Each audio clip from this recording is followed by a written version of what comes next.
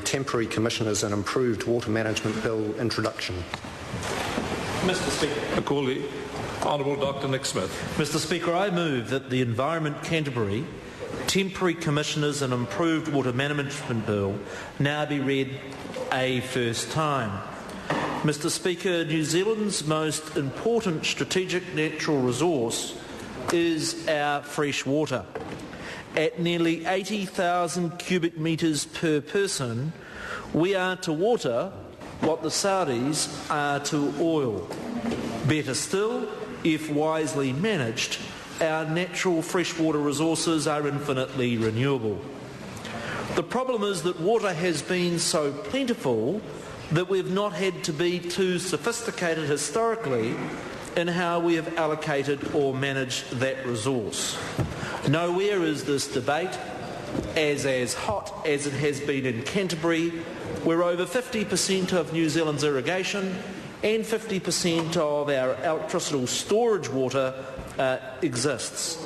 You've got people flexing their muscles over water while the weakened referee, Environment Canterbury, is struggling to maintain order. Allocation decisions are ad hoc, water quality is deteriorating, storage opportunities are being lost in the muddle. Long-standing systematic issues relating to the performance of ECAN have reached a critical stage. Evidence of the failure has been apparent for over a decade and have been acknowledged by the former Environment Minister, Trevor Mallard. Concerns surrounding ECAN were included in the Ministry for the Environment's briefing for the incoming government. Based on these concerns and ECAN's performance, in the 2007-2008 RMA survey of local authorities that found that Environment Canterbury's performance was 84th of 84 and was only complying with statutory timetables in 29% of cases, I decided to fully investigate their performance. I would also note the critical decisions that have been made both by the Environment Court and independent Environment Commissioners.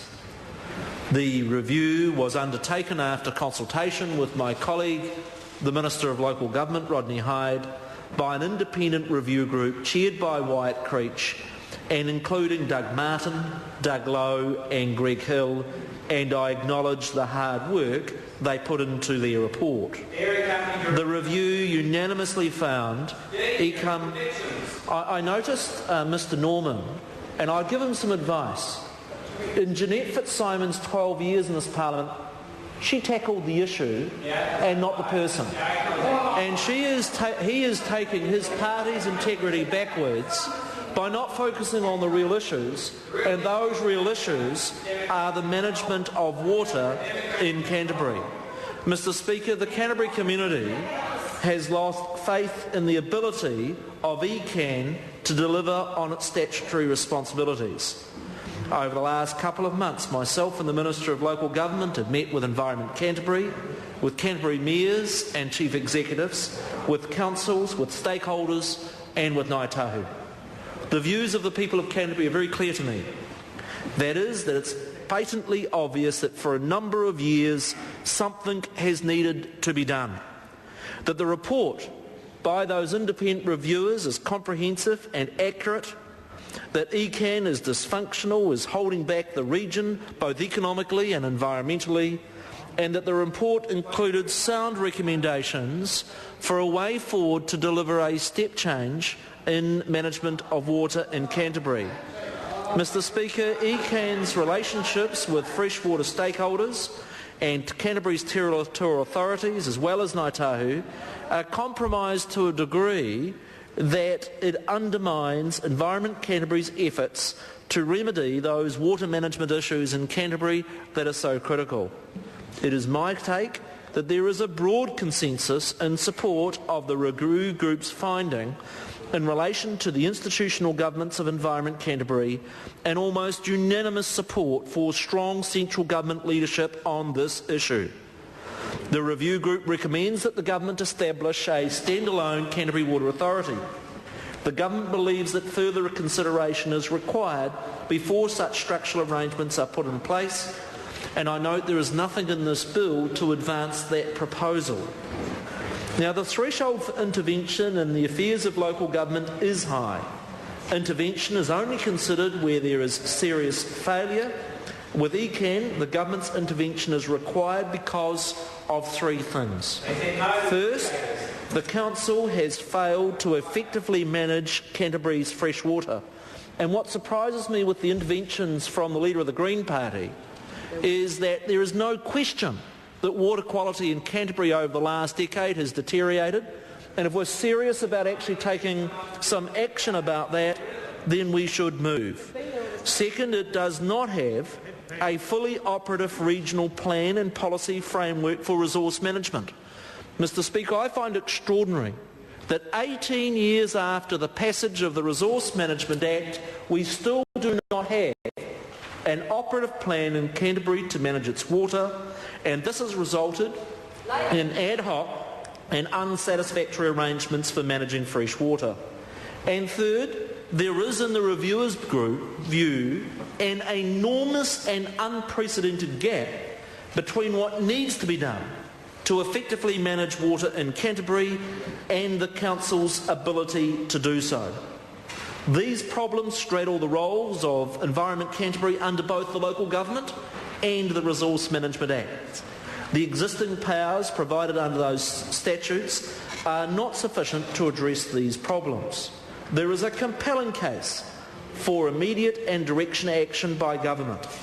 Intervention is required to address a failure of governance on behalf of the elected council, particularly in relation to freshwater management. If we do not act, the economic, the social and the cultural well-being of Canterbury and, in my view, New Zealand will continue to suffer. This bill provides the power to appoint and empower government-appointed commissioners.